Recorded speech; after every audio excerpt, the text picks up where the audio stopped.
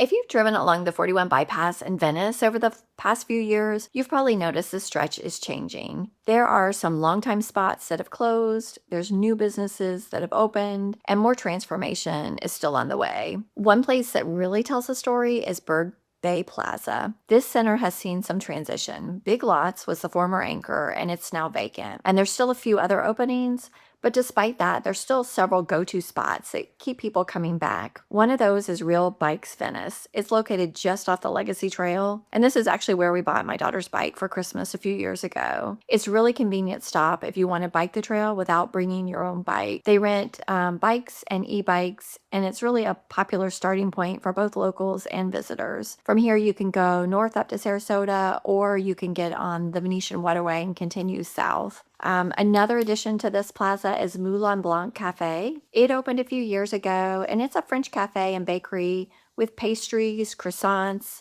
quiche, coffee, and light breakfast and lunch. It has more of a relaxed Paris-style feel and is a great place to meet for coffee or brunch. Then there's Chaz 51, which really has a strong following in Venice. It's known for steaks, seafood, lively atmosphere. It's really more of a destination restaurant. That's actually where I went to celebrate my 50th birthday with my family. So it's one of those places that feels special but still local.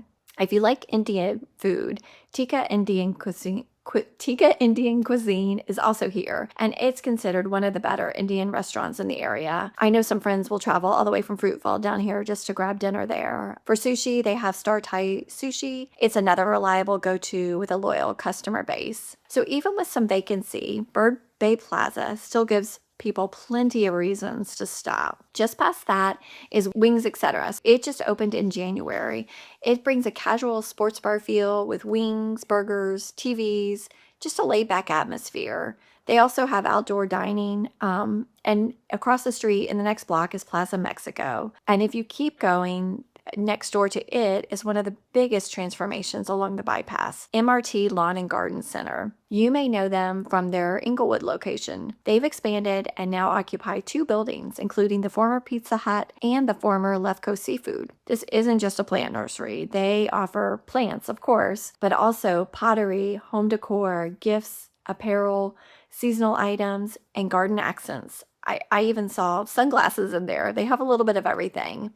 They retain the bar from Lefko Seafood, and the plan is to have a counter service that will offer sandwiches, coffee, and even wine, turning it into more of a destination shopping experience. Right next to MRT is Tommy's Express Car Wash. It's been there since about 22.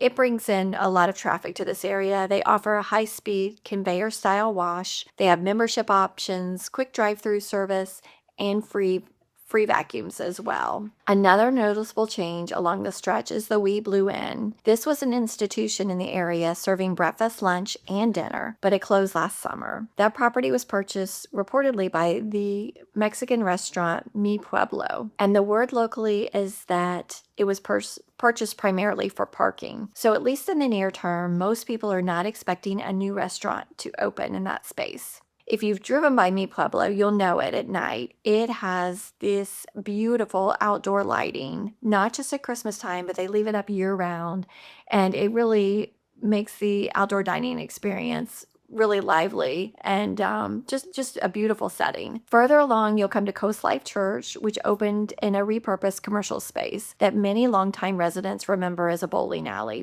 It's another example of how this corridor continues to evolve. When you pass Coast Life, you'll come to Mission Thrift. It just recently opened. It's developed a strong following in the area. It's a nonprofit thrift, which has other locations. I know there's one in Sarasota, and proceeds support missions and outreach efforts. You can both donate items and shop, and people often find furniture, decor, clothing, and household goods. Inventory changes frequently, which keeps people coming back. Just beyond the thrift is Detweiler's Farm Market. It expanded a few years ago into the entire building after Joe Factor moved out. This created a much larger footprint for the grocery store, but also gave them the entire parking lot, which was much needed.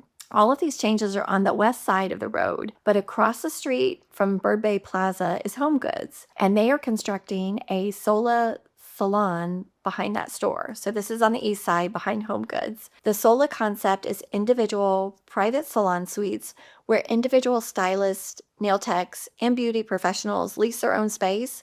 It creates more of a boutique salon rather than one large salon. And speaking of Home Goods, it is one of my go-to spots for staging. I find bedding, artwork, accent pillows, faux plants, natural decor, and unique one-off pieces. Because inventory changes constantly, it's perfect when you need something styled but not cookie cutter. And while downtown Venice is really the crown jewel, its charm, its walkability, its historic feel, the 41 bypass offers something different. This stretch gives you everyday dining, locally owned restaurants, bike trail access, garden shopping, grocery options, resale finds, staging resources, and convenience. It may not have the same charm as downtown, but it's incredibly practical and it's quietly evolving. You're seeing older buildings repurposed, new businesses moving in, existing businesses expanding, and together it's reshaping this part of Venice. If you haven't driven this stretch recently, it's definitely worth taking another look.